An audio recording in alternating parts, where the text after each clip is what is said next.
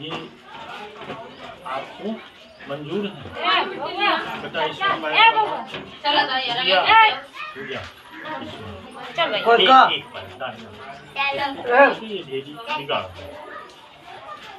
आप पकड़ते हटा लेता है।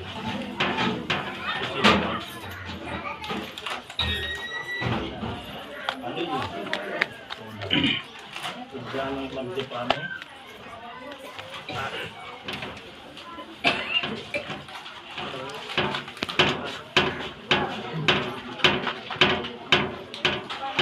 माता पार्वती के 7 वचन मांगने के बाद जब बात आई कि यदि आप भी कुछ कहना चाहते हैं या आप भी कुछ प्रस्ताव रखना चाहते हैं, आपकी कोई बात हो तो बोलिए, अन्यथा विवाह कार्य संपन्न कराया जाए। तो भगवान शिव भी 5 वचन मांगते हैं। क्या है? उद्याने मद्यपाने पिताग्रह गमने मम चित्तम वाक्यम निहाहास्ययुक्तम ग्राम ग्राम वेष्टि। पहला है उद्यान। उद्यान नाम है वन का, उद्यान नाम है आधी रात्रि का, और उद्यान नाम है दोपहर का। मतलब एक उद्यान नाम का वर्ड है जिसके 3 अर्थ हैं। पहला जंगल, दूसरा है आधी रात का समय को भी उद्यान बोलते हैं, और तीसरा दोपहर के समय को भी उद्यान बोलते हैं।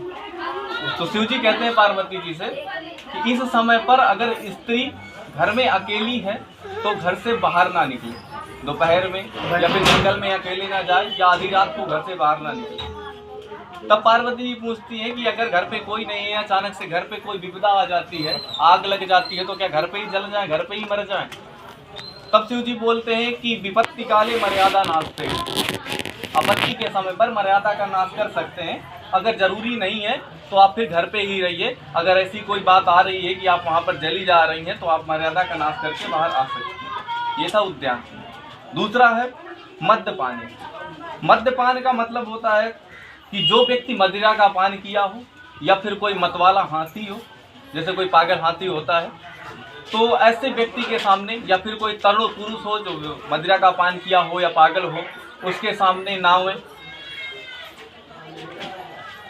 कभी मतलब उसके सामने नहीं आना चाहिए। तब पार्वती जी बोली कि महाराज, जैसे महालक्ष्मी का व्रत होता है, शायद सावन मास के आसपास पड़ता है या आषाढ़ में, है ना? हाँ, कुंवर।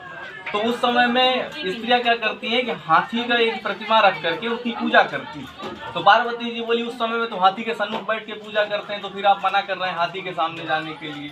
तो शिव जी बोले कि सिर्फ उसी दिन आप उसके सामने जा सकती हैं, बाकी दिन नहीं। तीसरा वचन आता है पिताग्रह। पिताग्रह का तात्पर्य है, एक छोटी सी कहानी आप लोगों को सबको पता होगी कि जो माता सती के पिता थे प्रजापति, उन्होंने अपने घर पर यज्ञ करवाया था और उन्होंने सारे देवताओं को निमंत्रण दिया था, लेकिन अपने दामाद को शिव जी को निमंत्रण नहीं दिया था। तो उन्होंने क्या किया था, माता पार्वती जब सती को पता चला कि मेरे पिता यज्ञ करवा रहे हैं और निमंत्रण पहुंचा नहीं था, तो माता सती जिद करने लगी कि मेरे पिता के यहाँ यज्ञ हो रहा है, मैं जाऊंगी। कई बार मना किए शंकर जी की, जब तुम्हें बुलाया नहीं गया तो वहाँ पर मत जाओ, लेकिन वो फिर नहीं मानी और वहाँ पर चली गई।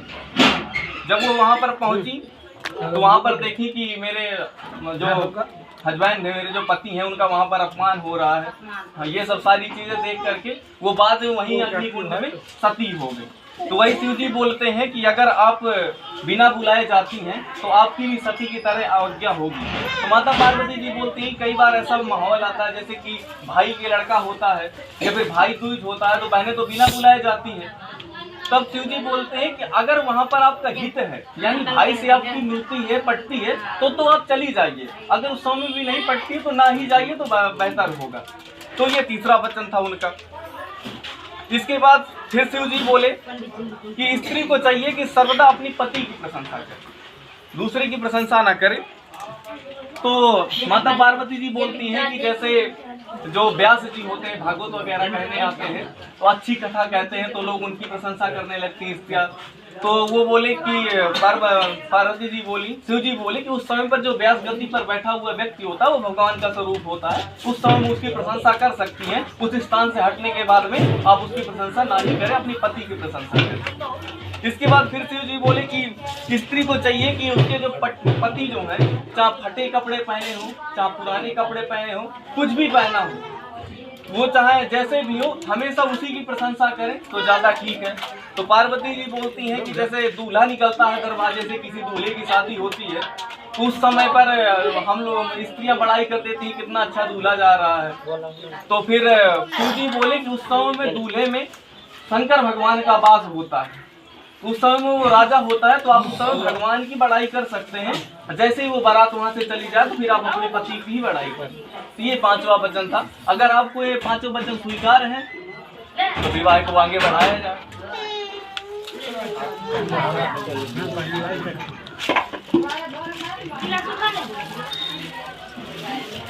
किया पीले हाँ पीले आप पैर लगाएंगे।